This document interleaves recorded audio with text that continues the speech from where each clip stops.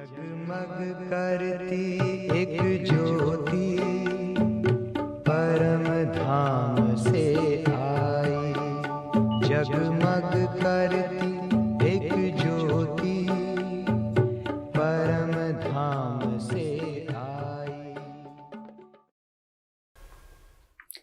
ओम शांति। साकार मुरलियों में शिव बाबा बार बार योग बल की बात हम सबको बताते रहते हैं। तो योग बल और उसके साथ साथ ज्ञान बल, इन दोनों को सेवा में कैसे यूज करना है और इसकी रिजल्ट क्या होती है, अव्यक्त मुरली के थोड़े महावाक्य सुनेंगे। बाप दादा कहते, योग बल और ज्ञान बल दोनों इकट्ठा होते हैं। अभी ज्ञान बल से सर्विस हो रही है, योग बल गुप्त है। लेकिन जितना योग बल और ज्ञान बल दोनों समानता में लाएंगे, उतनी उतनी सफलता होगी।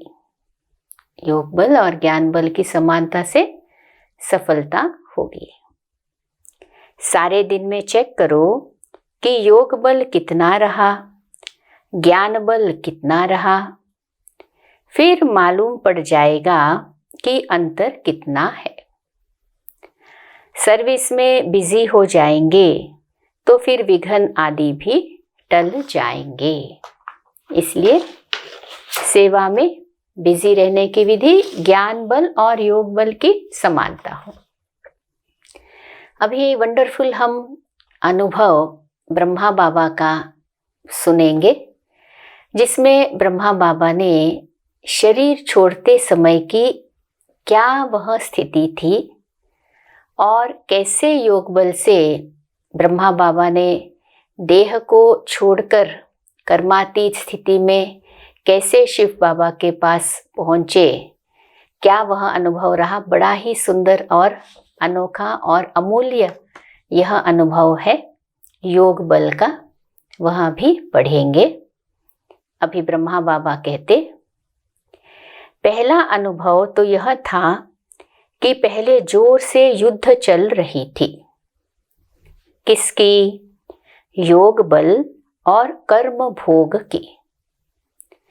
कर्म भोग भी फुल फोर्स में अपने तरफ खींच रहा था और योग बल भी फुल फोर्स में ही था। ऐसे अनुभव हो रहा था कि जो भी शरीर के हिसाब किताब रहे हुए थे, वो फट से योग अग्नि में भस्म हो रहे थे और मैं साक्षी हो देख रहा हूं। जैसे अखाड़े में बैठ मल्ल युद्ध देखते हैं। ब्रह्मा बाबा ये अनुभव सुना रहे हैं। मतलब तो दोनों का फुल फोर्स ही था। किस किस का? योग बल का और कर्म भोग का फुल फोर्स चल रहा था। उसके बाद बाबा बोले कि कुछ समय बाद कर्म भोग अर्थात दर्द तो बिल्कुल निर्बल हो गया, बिल्कुल दर्द गुम हो गया। ऐसे ही अनुभव हो रहा था कि आखिरी में योग बल ने कर्म भोग पर जीत पा ली है। उस समय तीन बातें साथ साथ चल रही थी। वह कौन सी? एक तरफ तो बाबा से बात कर रहा था कि बाबा आप हमें अपने पास बुला रहे हो। दूसरी तरफ यूं तो कोई खास बच्चों की स्मृति नहीं, लेकिन सभी बच्चों के स्नेह की याद शुद्ध मोह के रूप में थी।